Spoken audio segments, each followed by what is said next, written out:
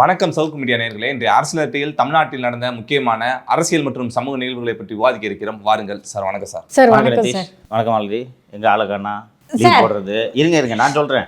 Leave போடுறது, அப்புறம் ஆளை விட்டு கீழே வந்து மாலதி எங்கே அப்படின்னு கமெண்ட் போட வைக்கிறது எல்லாம் தெரியாதா? எத்தனை வருஷம் டெக்னிக் இது. அதில் இன்னொரு கமெண்ட்லாம் சார், மேம் வீடியோக்குள்ளே வரலன்னு சொல்லிட்டு அவங்க ஒய்ஃப் வீடியோ பார்க்க மாட்டாங்க. இதெல்லாம் தெரியும், எப்படி செட்டப் பண்ணி கமெண்ட் போட வைக்கிறீங்கன்றதெல்லாம் தெரியும் எங்களுக்கு. அன்பால் சேர்ந்த கூட்டம். ரைட். சார், இன்னொரு 15,000 பேர் சப்ஸ்கிரைப் பண்ணாங்கன்னா ஒரு சர்ப்ரைஸ் இருக்கு சார். என்னம்மா சர்ப்ரைஸு? 1 மில்லியன் சப்ஸ்கிரைபர்ஸை ரீச் பண்ணிடுவோம் சார். அதில் என்ன சர்ப்ரைஸு? 15,000 பண்ணால் 1 மில்லியன் ரீச் ஆக போகிறோம். ஒரு கேக்கை வெட்டுறோம், முடிக்க போகிறோம். சரி, பண்ணிவிடுவாங்க. ரைட்டு, நிகழ்ச்சிக்கு போகலாம். ஓம் நமச்சிவாய. ஓம் நமச்சிவாய. சொல்லுங்க மேம். சொல்லுங்க. எம்எல்ஏ கிடையாது, பரவாயில்லையா? அடுத்தது எண்ணம் போல் வாழ்க்கை. எண்ணம் போல் தான் வாழ்க்கை. அந்த எண்ணத்துக்கு சொந்தக்காரருக்கு இன்னைக்கு பிறந்த நாள். அதனால் இந்த பிறந்த நாளிலே அவருக்கு நான் ஒரு கோரிக்கை வைக்க விரும்புகிறேன். அவருக்குமா? ஆமாம். எப்போதாவது ஒரு முறைதான் அவர் மேடையில் இது போன்ற பொன்மொழிகளை உதிர்க்கிறார். கடைசியாக ஒரு ஆடியோ லான்ச்சில் பேசினார்னு நினைக்கிறேன். 2 நாட்களுக்கு முன்பு அந்த பிறந்த நாள் நிகழ்ச்சியில் பேசியிருக்கிறார். அருமையான கண்டென்ட்டை கொடுக்குறாரு.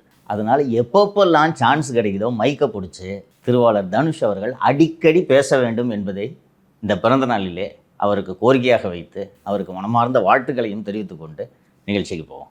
சார், நிகழ்ச்சிக்கு போகிறதுக்கு முன்னாடி உள்ள நேற்று யாரெல்லாம் நடிகர்கள்லாம் அரசியலுக்கு வர போகிறாங்க அப்படின்னு சொல்லிட்டு நம்ம பேசினோம் சார். அதில் விஷால் ரசிகர்கள் ஃபோன் அடிச்சு, அரசியலுக்கு வந்து பல வருஷமாக அரசியல் பண்ணிக்கிருக்காரு, அவர் பேரை நீங்கள் எப்படி சொல்லாம விட்டீங்க? அதுலேயும் இன்னொரு ஆள் வேறு எனக்கு திமுகலேருந்து ஃபோன் அடிச்சு, வருங்கால சூப்பர் ஸ்டாரு இன்பநிதி அவர்களை எப்படி நீங்கள் விட்டு வந்து எப்படி அரசியல் பேசலாம் அப்படின்றாங்க சார். இன்பநிதி ஃபஸ்ட்டு நடிக்கிட்டோம் இல்லை, அதுக்கப்புறம் அவர் பண்ணலாம். விஷால் விடுவிட்டு போனது உள்ளபடியே வருத்தம் தான். ஏன்னா இவங்கெல்லாம் இப்போ தான் வர்றாங்க. விஜய்லாம் புதுசு, சுயேட்சையாக இடைத்தேர்தலே நின்னவர் விஷால். சரியா? தேர்தல்னு சொன்னால் எந்த தேர்தலாக இருந்தாலும் போய் போட்டிடுவார். தயாரிப்பாளர் சங்க தேர்தல்னால் போய் முன்னாடி நிற்பார். நடிகர் சங்க தேர்தல்னால் முன்னாடி நிற்பார். ஆர்கே நகரில் இடைத்தேர்தல்லாம் அங்கேயும் போய் முன்னாடி நிற்பார். அப்படிப்பட்ட ஒரு மூத்த அரசியல்வாதியை குறிப்பிடாமல் விட்டது நம்முடைய குறைதான். அவருக்கு உடல்நிலை சரியில்லையே, அதனால் கொஞ்சமாக இதோடு நிறுத்திக்கிட்டு நம்ம அடுத்தடுத்த செய்திகளுக்கு போவோம். சார், இந்த கரூர் கூட்ட நெரிசலில் பாதிக்கப்பட்ட குடும்பத்தினருக்கு அரசு வேலை வழங்கினாங்க. அதற்கு பல தரப்பு வந்து எதிர்ப்பு தெரிவித்தாங்க. நேற்று மதுரை உயர்நீதிமன்றம் இந்த கரூர் சம்பவத்தில் பாதிக்கப்பட்டவங்களுக்கு அரசு வேலை வழங்கினாங்க சார். அதை ரத்து பண்ணியிருக்காங்க சார். பலர் இது குறித்து விமர்சனங்களை அப்போதே எழுப்பினார்கள். பொறாமையில் விமர்சனம் எழுப்புகிறார்கள் என்று இவர்கள் அதற்கு பதிலளித்தார்கள். நாம் நமது நிகழ்ச்சியில் தெளிவாக சொன்னோம், இந்த தவறை செய்யாதீர்கள். இன்னும் ஒரு 20 லட்ச ரூபா கொடுங்க, பனையூரில் உங்கள் கட்சி ஆஃபீஸில் வேலை போட்டு கொடுங்க. அரசு வேலையை தூக்கி கொடுக்காதீர்கள். அரசு வேலையை கனவாக நினைத்து லட்சக்கணக்கான இளைஞர்கள் சுற்றி கொண்டிருக்கிறார்கள். 10,000 வேக்கன்சிக்கு 15 லட்சம் பேர் எக்ஸாம் எழுதுகிறான். நீங்கள் இந்த மாதிரி ஒரு கூட்ட நெரிசலில் இறந்தார்கள் என்பதற்காக அரசு வேலையை நீங்கள் தூக்கி கொடுத்தால் நாளை பட்டாசு ஆலை விபத்தில் இறந்தவர்கள் கேட்பார்கள், வெள்ளத்தில் இறந்தவர்கள் கேட்பார்கள், மெரினா நெரிசலில் இறந்தவர்கள் கேட்பார்கள், இதுபோல் எல்லோரும் கேட்பார்கள். இதற்கு எல்லையே இல்லை, இதை செய்யாதீர்கள் என்று நம்ம 2-3 நிகழ்ச்சிகளில் நம்ம பதிவு செஞ்சோம். அதான் சார், நேற்று நீதிமன்றமும் என்ன சொல்லியிருக்காங்கன்னா, கருணை அடிப்படையில் வேலை தர்றது அப்படிங்கிறத நீதிமன்றங்கள் ஏற்கனவே வரையறுத்திருக்காங்க. அரசு வேலையில் இருந்தவங்க இறந்துருந்தா அவங்க குடும்பத்தினருக்கு தான் இந்த கருணை அடிப்படையில் வேலை தர முடியும்னு சொல்கிறாங்க சார். அதுக்கே என்ன பல பேர் வெயிட் பண்ணிட்டு இருக்காங்க. இவங்க வந்து சுய தொழில் முனைவராங்கன்னா ஆக்கலாம் அப்படின்னு சொல்லி திறன் மேம்பாட்டு பயிற்சி வேணா கொடுங்கன்னு சொல்கிறாங்க சார். அதுதான் சரி. நீங்கள் நிதி உதவி கொடுக்கறதுன்றது ஓகே. ஒரு அந்த இறந்த குடும்பத்துக்கு என்னென்ன கிடச்சிருக்குன்றதை நம்ம முதல்ல பார்ப்போம். ஃபஸ்ட்டு 20 லட்ச ரூபாய், அது ஆதவர்ஜுனோட தனிப்பட்ட பணம். அதனால் கட்சி சார்பில் கொடுத்தாங்க. 20 லட்ச ரூபாய். இது போக மக்கள் வரிப்பணத்திலிருந்து தலா 10 லட்ச ரூபாய், 30 லட்ச ரூபா போச்சா? திமுக அரசு கொடுத்தது. ஏதோ அரசு கொடுத்துச்சு, அவ்வளோதான். எந்த அரசாக இருந்தால் என்ன? இதுக்கு பிறகு அரசு வேலையை நீங்கள் தூக்கி கொடுக்குறீங்கன்னா, அந்த மெரினாவில் ஏர் ஷோ பார்க்க போய் இறந்தவனுக்கு 5 லட்ச ரூபாயோட நின்றுச்சு. கரெக்டாக? பட்டாசு ஆலையில் வருடத்திற்கு 20 பேராவது இறக்குறாங்க. வயிற்று பொழப்புக்காக அவன் உயிரை விட்றான். கரெக்டுங்களா? இது சினிமா நடிகரை வேடிக்கை பார்க்க வந்த கூட்டம். உண்டா இல்லையா? இதில் ஏதாவது மாறுபட்ட கருத்து இருக்கா? அவங்க இறந்தவங்க பாவம், அவர்களுக்கு நம்முடைய வருத்தங்கள் உண்டு, அவர்கள் மீது நமக்கு அனுதாபம் உண்டு. ஆனால் சினிமா நடிகரை வேடிக்கை பார்க்க வந்த கூட்டமா இல்லையா? அவர்களுக்கு 30 லட்ச ரூபாயை தாண்டி இன்னும் என்னென்ன சலுகைகளை நீங்கள் தருவீர்கள்? 1, இது தொடர்பான வழக்கு உச்சநீதிமன்றத்தில் நிலுவையில் இருக்கிறது, சிபிஐ புலன் விசாரணையில் இருக்கிறது. இறந்து போன குடும்பத்தை சேர்ந்தவர்கள் அத்தனை பேரும் இந்த வழக்கின் முக்கியமான சாட்சிகள். அந்த வழக்கில் குற்றச்சாட்டை எதிர்கொண்டிருப்பவர்கள் இன்று ஆட்சியில் இருக்கிறார்கள். அந்த குற்றச்சாட்டை எதிர்கொண்டிருப்பவர்கள் இந்த வழக்கின் முக்கிய சாட்சிகளாக இருப்பவர்களுக்கு அரசு வேலையை தூக்கி தருவது அவர்கள் சாட்சியை கலைப்பதற்கு சமமாகும். இவ்வளோ விஷயங்களை சொன்னோம். இதையெல்லாம் மீறி வம்புக்கு போய் கொடுத்தாங்க. இப்போ முதலமைச்சர் விஜய் அவர்களுக்கு இதுதான் உள்நோக்கமா இருக்குமா, இல்ல தன்னை பார்க்க வந்து இத மாதிரி இறந்து போயிருக்காங்க, தன்னை பழி வாங்குறதுக்காக இந்த சதி நடந்துருச்சுன்னு அவர் நம்புறாரு, அது காரணமா இருக்குமாங்க சார்?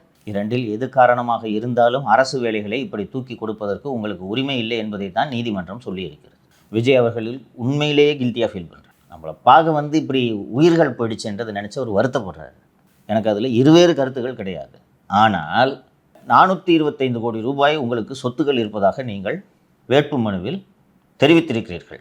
அதில் ஒரு 25 கோடி எடுத்து இவங்களுக்கு நீங்கள் பிரித்து கொடுங்க, நான் கேட்க மாட்டேன். உங்களுக்கு ரொம்ப இறக்கம் இருக்குது, ஓகேவா? அதில் 25 கோடியவோ 50 கோடியவோ ஆளுக்கு 1 கோடி கொடுங்க. நான் எந்த விதமான கேள்வியும் எழுப்ப மாட்டேன். யோ அவர் காசியா உனக்கு நையா வந்துச்சுன்னு நான் கேட்பேன். ஆனால் இது எங்கே பணம், எங்கே வேலை? அரசியலமைப்பு சாசனத்தில் பிரிவு 16 என்று ஒன்று இருக்கிறது. 14 இருக்குது, அது பல பேர் நீங்கள் படிச்சிருப்பீங்க. Right to equality. ஆர்டிகிள் 16 என்ன தெரியுமா? That is also A fundamental right. அரசு வேலைகளில் சம வாய்ப்பு, உங்களுக்கும் சம வாய்ப்பு, எனக்கும் சம வாய்ப்பு.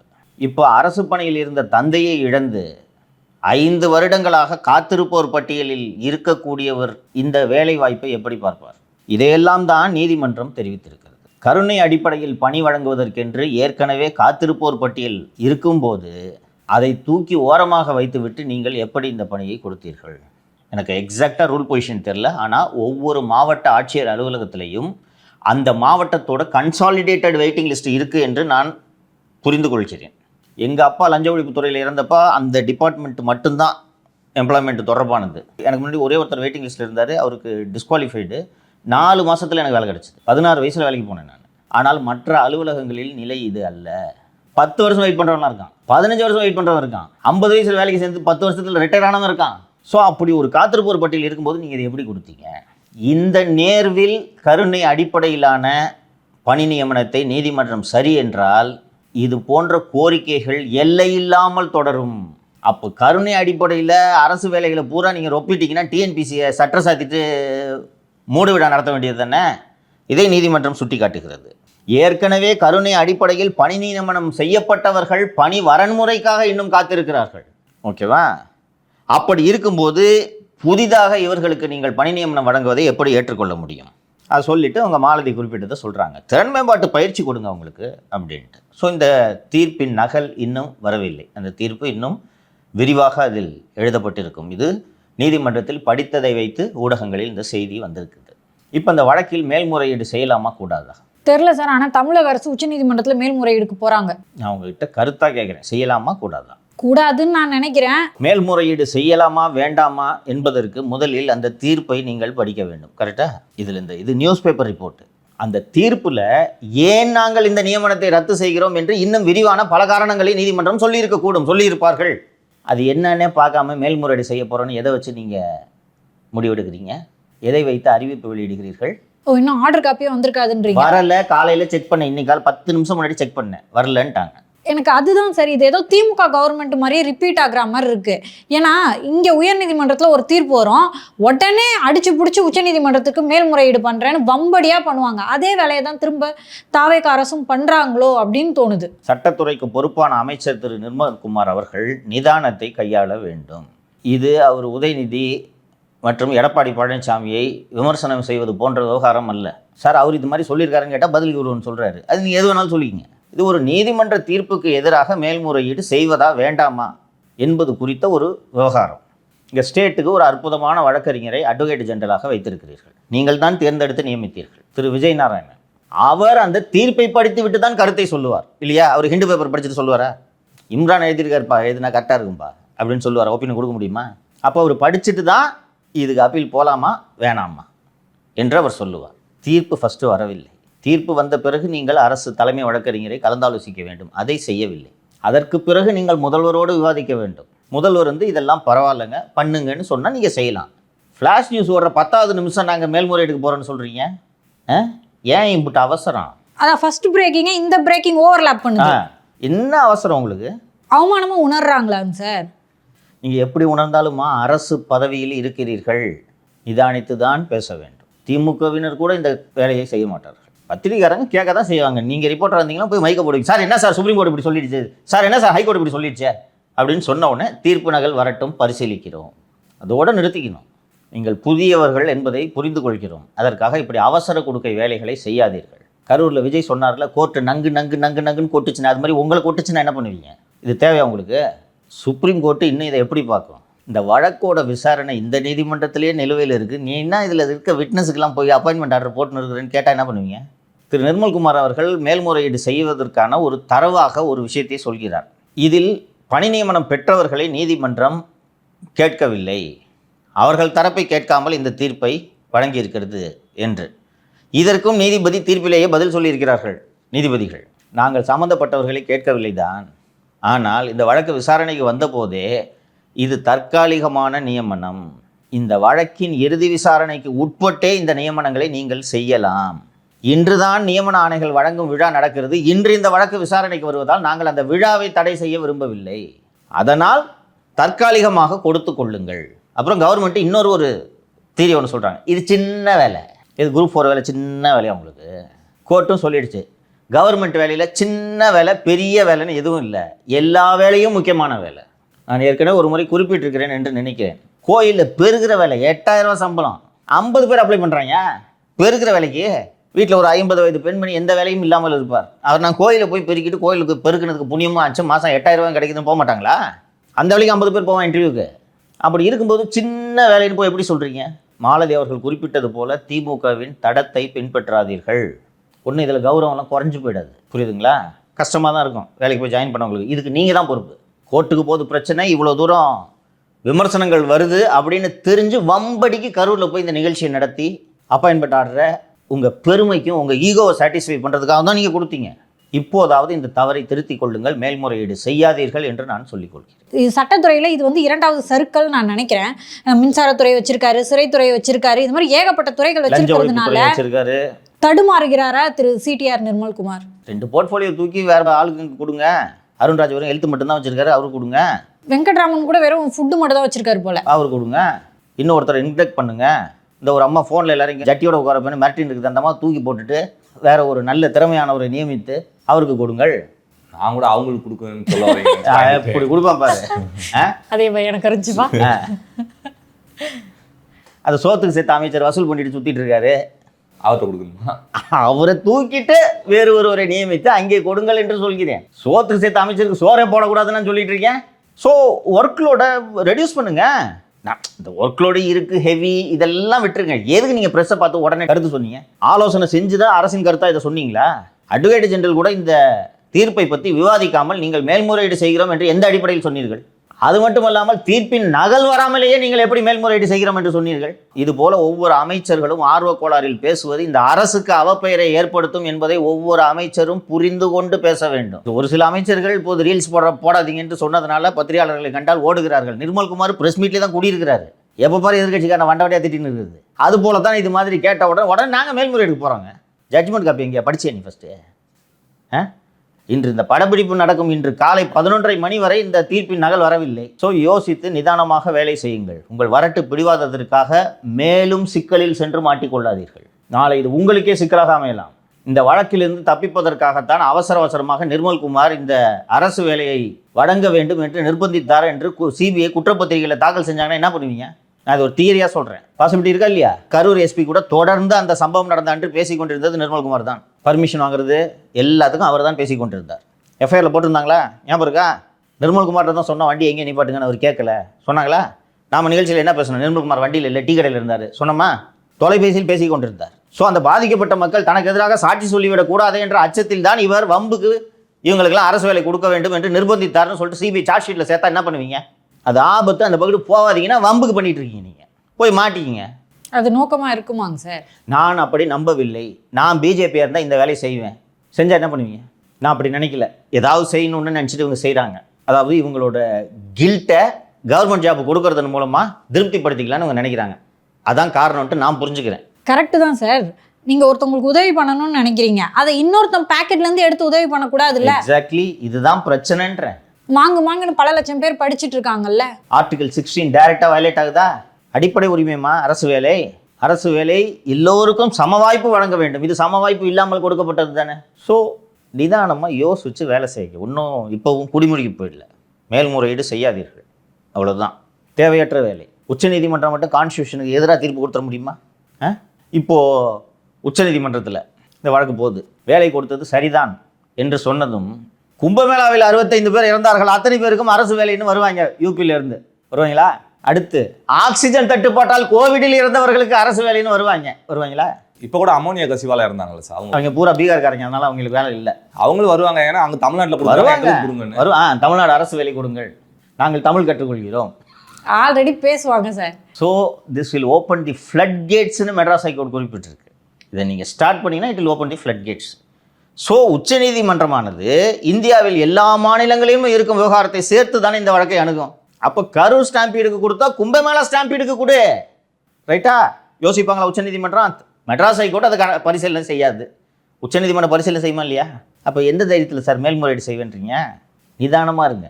ஸோ இது தொடர்பாக அட்வொகேட் ஜெனரல் கிட்டலாம் பேசிட்டு அவங்க ஒரு முடிவுக்கு வருவாங்க மேல்முறையீடு சம்பந்தமாக. அப்போதுதான் நீங்கள் வர வேண்டும். விஜய் நாராயணன் சொல்லட்டும் இது மேல்முறையீடு செய்ய சரியான வழக்குன்னு. அவர் சொல்ல மாட்டாருன்னு எனக்கு தெரியும். சட்டம் நன்கு அறிந்தவர். அதுவும் தீர்ப்பை படித்து பார்த்துட்டு தான் அவர் ஒரு முடிவுக்கு வருவார். தீர்ப்பை படித்து பார்த்தா அவருக்கு தெரிஞ்சிடும். அவர் என்ன சொல்லுவார் என்பதே என்னால் இப்போதே ஊகிக்க முடிகிறது. லா தெரிஞ்சவர், கான்ஸ்டியூஷன் தெரிஞ்சவர், கோர்ட்டு தெரிஞ்சவர், கோர்ட்டு கிராஃப்ட் தெரிஞ்சவர். ஸோ சுப்ரீம் கோர்ட் என்ன சொல்லும் என்பதை அவர் சரியாக கணித்து சரியான ஆலோசனையை உங்களுக்கு வழங்குவார். அதனால்தான் அதிமுகவில் தலைமை அரசு வழக்கறிஞராக இருந்தவரை நீங்கள் நியமித்திருக்கிறீர்கள் இல்லையா?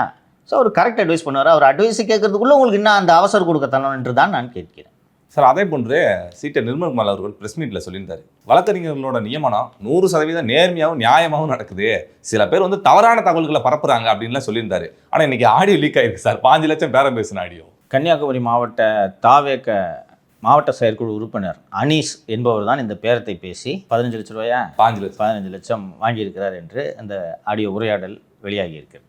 நம்ம எப்போ சொன்னோம் கரப்ஷன் நடக்குது இல்லைன்னு? எவ்வளோ பகுமானமாக பதில் சொன்னார். அதெல்லாம் கரெக்டாக பண்ணுறாங்க, பிரமாதமாக பண்ணுறோம். இதுலேயும் சார் ஆலோசனை பண்ணாமல் பதில் சொன்னது தான் தப்புன்னு நான் நினைக்கிறேன். என்னன்னு பார்ப்போங்க, அப்படி ஏதாவது இருந்தால் நடவடிக்கை எடுப்போம், இப்படி தான் சொல்ல முடியும். அவ்வளோதான், புரியுதுங்களா? இவ்வளோதான், இப்படி தான் பேசணும். நீங்கள் எதிர்க்கட்சியில் இல்லை, சுயேட்சையாக இல்லை, அண்டு ஒரு தனிநபராக இல்லை, அரசு பதவியில் இருக்கிறீர்கள். நீங்கள் சொல்லும் ஒவ்வொரு வார்த்தையும் உற்று நோக்கப்படும், நீதிமன்றத்தில் மேற்கோள் காட்டப்படும். ஓகேவா? அப்படி இருக்கும்போது எவ்வளோ கவனமாக நீங்கள் பேசணும். அதெல்லாம் பிரமாதமாக பண்ணுறாங்க. நாங்கள் அப்போ எதுக்கு இப்போ நீக்கிறீங்க இந்த அனீஸை? நான் கேட்குறேன்.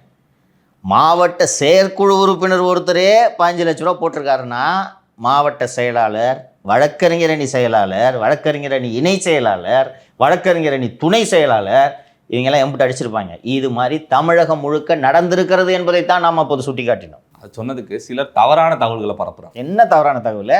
என்ன தவறான தகவல்? அப்போ இது என்னது?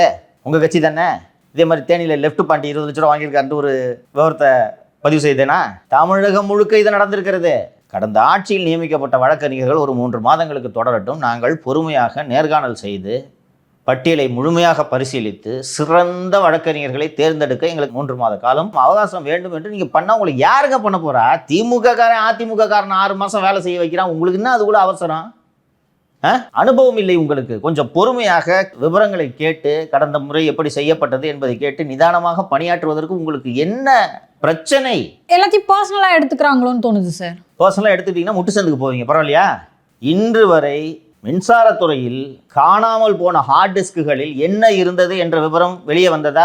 எல்லாம் பார்த்தா பைத்தியக்கார மாதிரி உங்களுக்கு தெரியுது. 18 ஹார்ட் டிஸ்க் காணா போச்சுன்னா இல்லைங்க நாங்கள் 32 ஹார்ட் டிஸ்க் ரெக்கவரி பண்ணிட்டு சார் கண்டுபிடிச்சிட்டு அதில் எதுவும் முக்கியமான தகவல்கள் இல்லைன்னு வெளியே செய்தி வந்துச்சு சார். அப்போ முக்கியமான தகவல் இல்லைன்னா எதுக்கே கண்டுபிடிக்கிறீங்க? பரவாயில்லைங்க, அது போனால் போயிட்டு போகுது, வேறு ஹார்ட் டிஸ்க் வாங்கி போட்டோன்னு சொல்ல வேண்டியதானே?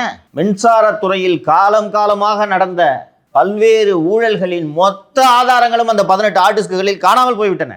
இதை ஈரோடு ஜமுக்காலம் போட்டு மூடி மறைக்கிற வேலையை தான் நிர்மல்குமார் பண்ணிட்டு இருக்காரு. ஒரு ஹார்ட் டிஸ்க்கு காணா போயிருக்கே, அதில் என்ன போச்சு எங்களுக்கு தெரிய வேணாமா? நீங்கள் தான் வெளிப்படைத்தன்மையான அரசாங்கம் நடத்துபவராயிற்று, சொல்லுங்கள். நான் செந்தில் பாலாஜியாக இருந்தால் ஹார்ட் டிஸ்க் இல்லை கம்ப்யூட்டர் மொத்தமாக தூக்கிட்டு போவேன். ஒருவேளை கீபோர்டில் டேட்டா ஒழிஞ்சிருந்துச்சுன்னா இதை செய்வார் செந்தில் பாலாஜி என்பதை நீங்கள் ஊகிக்க வேண்டாமா? ஹார்ட் டிஸ்க் காணா போன ஃப்ளோரில் சிசிடிவி வேலை செய்யலையா? ஆபிஸாக நடத்துறீங்க. ஊழலை விசாரிக்கிறது உங்கள் வேலைன்னு தெரிஞ்சு போச்சு. எங்கெங்கெல்லாம் சென்சிட்டிவ் டேட்டா இருக்கோ ஆம்டு கார்டு போடுங்க. இதை கூட செய்யாமல் என்னதான் ஆட்சி பண்ணுறீங்க நீங்கள்?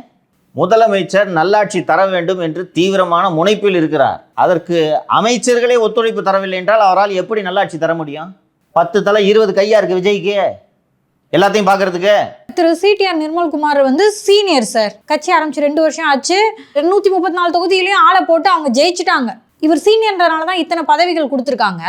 இப்போ எனக்கு என்ன தோணுதுனாங்க சார், இவங்களுக்கு ஸ்ட்ராங்காக அட்வைஸ் பண்ணுறதுக்கு ஒருத்தவங்க வேணும். ஜான் ஆரோக்கியசாமிக்கும் விஷ்ணு ரெட்டிக்கும் இந்த உலகத்தில் தெரியாத விஷயங்களே கிடையாது என்று நிர்மல்குமாரும் நம்பிக்கொண்டிருக்கிறார், முதல்வரும் நம்பிக்கொண்டிருக்கிறார், இந்த அரசே நம்பிக்கொண்டிருக்கிறது. அதுதான் இவ்வளவு பிரச்சனைகளுக்கும் காரணம். அவர்கள் 2 பேரும் பல ஆண்டுகள் நிர்வாக அனுபவம் கொண்டவர்களாக இருந்தால் இந்த பிரச்சனை இல்லை. 2 பேருக்குமே எதுவும் தெரியாது. அவங்க கிட்ட அட்வைஸ் கேட்டு கவர்மெண்ட் நடத்திட்டு இருக்கீங்க. நீங்கள் எந்த விஷயமாக இருந்தாலும் விஷ்ணுவை கேளுங்கள், ஜானை கேளுங்கள். காலையில் 9:30 மணிக்கெல்லாம் சிஎம் ரூம் முன்னாடி நிற்கிறாங்க 2 பேரும். எதுக்கு? எவனும் போயிடக்கூடாது உள்ள. கிராமத்தில் கோழி அடக்காகிறது பார்த்துருக்கியா நீ? பார்த்துருக்கேன். உட்காந்துருக்கோம், யாராவது கிட்ட போனோன்னு குருன்னு கத்தும் பார்த்துருக்கியா? அது போல முதல்வர் அலுவலகத்தின் மேல் விஷ்ணு ரெட்டியும் ஜான் ஆரோக்கியசாமியும் அமர்ந்திருக்கிறார்கள். யாரும் கிட்ட போகக்கூடாது. இதே மாதிரி தான் போன தடவை வந்து ஸ்டாலின் பக்கத்தில் நெருங்க விடாம தீப்பொறி தினேஷ்லாம் இருந்தார். ஆனால் வந்து கடைசியில் கோழியை கதம் பண்ணிட்டாங்க சார். ஸோ ஆட்சியின் தொடக்கத்திலேயே இது போன்ற தவறுகளை தெரிந்து கொண்டு திருத்திக் கொள்ளுங்கள். அதாங்க சார், நான் திரு விஜய் அவர்களுடைய ஒரு இன்டர்வியூ பார்த்தேன் சார். அதில் அவர் என்ன சொல்கிறாருன்னா, கிரிக்கெட்டில் வந்து பேட்ஸ்மேனாக இருந்தால் 6 அடிக்கணும்னு நான் நினைப்பேன், அதே எதிரில் இருந்தால் கேட்ச் பிடிக்கணும்னு நான் நினைப்பேன் அப்படின்னு சொல்லிட்டு அவர் திறம்பட ஆட்சியை நடத்தணும்னு நினைக்கிறாரு சார். நினைக்கிறாரு. ஆனால் அதற்கு இந்த 2 பேரும் போதும் திறம்பட ஆட்சி செய்வதற்கு என்று திரு விஜய் அவர்கள் நினைப்பது தவறு என்பதைத்தான் நான் இப்போது சுட்டி காட்டுகிறேன். கன்சிடர் பண்ணுவாங்க அப்படின்னு நம்ம நம்பலாம். நான் நம்புறேன். அதுக்காக தான் நான் சுட்டி காட்டுறேன். இன்டெலிஜென்ஸ் ஐஜி ஏதாவது தகவல் சொல்லணும்னா யார்கிட்டமா சொல்லணும்? முதல்வர் விஜய் கிட்ட. அவர்கிட்ட தானே சொல்லணும். ரொம்ப சென்சிட்டிவான விஷயங்கள் இருக்கலாம். யார்கிட்ட சொல்லணும்? முதல்வர் கிட்ட. எல்லா தகவலையும் ஜான் ஆரோக்கியசாமியும் விஷ்ணு ரெட்டியும் கேட்டுட்டு இருந்தாங்கன்னா, உதாரணத்திற்கு ஜான் ஆரோக்கியசாமியும் விஷ்ணு ரெட்டியும் என்ன செய்கிறார்கள் என்பது முதல்வருக்கு தெரிய வேண்டுமா வேண்டாமா? தெரியணும். தீப்பொறி தினேஷ் செந்தில் பாலாஜிட்ட மாசம் 20 லட்ச ரூபா வாங்கிட்டு இருந்த விஷயத்தை முதல்வர் தெரிந்து கொண்டிருக்க வேண்டுமா வேண்டாமா? அவர் அப்படி வாங்கி கொண்டிருந்தால் செந்தில் பாலாஜியை பற்றிய தகவல்களை முதல்வருக்கு எப்படி சொல்லுவார் அவர், அல்லது சொல்ல விடுவார்? இதுதான் அரசு. ஒரு சில நாட்களுக்கு முன்பு ஓய்வு பெற்ற உளவுத்துறையின் ஐஜி திரு கண்ணப்பன் அவர்கள் உளவுத்துறையின் முக்கியத்துவம் குறித்து தினமணியில் ஒரு கட்டுரை எழுதியிருந்தார். இதை முதல்வர் விஜய் அவர்கள் படிக்க வேண்டும் என்று கேட்டுக்கொள்கிறேன். உளவுத்துறை என்பது எவ்வளவு முக்கியம் என்பதை 3000 ஆண்டுகளுக்கு முன்பு வள்ளுவர் எழுதியிருக்கிறார் என்பதை சுட்டிக்காட்டி அந்த குறளை மேற்கோள் காட்டி அந்த கட்டுரையில் உளவுத்துறையின் முக்கியத்துவத்தை உணர்த்தியிருக்கிறார். அது தாவேக அரசுக்காகவே எழுதப்பட்ட கட்டுரை. ஒருத்தனை உளவு பார்க்க அனுப்பிச்சிட்டு அவன் ஒழுங்கா உளவு பார்க்குறான்னு இன்னொருத்தனை அனுப்பணும். அவன் போய் சொல்லிட்டானா? ஒருத்தனை நம்பிக்கிட்டு இருந்தா அவன் விழாவை சிறப்பிக்க போயிட்டா. ஸோ சிஎம் ஆஃபீஸ் வாசல்ல இவங்க 2 பேரும் உட்காந்துக்கிறாங்க. ஒருத்தரையும் உள்ள விடுறதில்ல. யார் வந்தாலும் எங்கிட்ட நில்லு, கேட்ட போடு, இங்கிட்ட கேட்டுக்கு இந்த பக்கத்து இவரு, அந்த பக்கத்து அவரு, அமுக்கு. This includes IG intelligence, Chennai city commissioner, DGP, all departmental secretaries. உளவுத்துறை ஐஜியை பார்க்க முடியலன்னா டிபார்ட்மெண்ட் செக்ரட்டரி எப்படி பார்க்க முடியும்? இந்த கேட்டை தாண்டி செல்லக்கூடிய அதிகாரம் இப்போது ஒரே ஒரு அதிகாரிக்கு இருக்கிறது. அந்த அதிகாரி திரு சாய்குமார் ஐஏஎஸ். அவரை தவிர வேறு ஒருவருமே முதல்வரை சந்திக்க முடியாது. அப்போ அவர் சொல்லலாம்ல சார், ஏதோ புண்ணியத்துக்கு 6 மாதம் எக்ஸ்டென்ஷன் கிடைச்சிருக்கு, கெடுத்து விடலான்னு பார்க்குறீங்களா? எனவே 6 மாதம் தான் சொன்னாலும் சொல்லனாலும் அதுக்கு பிறகு அட்வைசர் பதவி வாங்கலான்ற கனவுல அவர் இருப்பார், அதை கெடுத்து விடலான்னு பார்க்குறீங்களா? அட்வைஸே பண்ணாதவருக்கு எதுக்கு அட்வைசர் பதவி? நியாயம்தான். அதுக்கு தான் 3 அட்வைசர் இருக்காங்களே, 4வது அட்வைசர் தான் பற்றி விட்டாங்க பண்டிட்ட.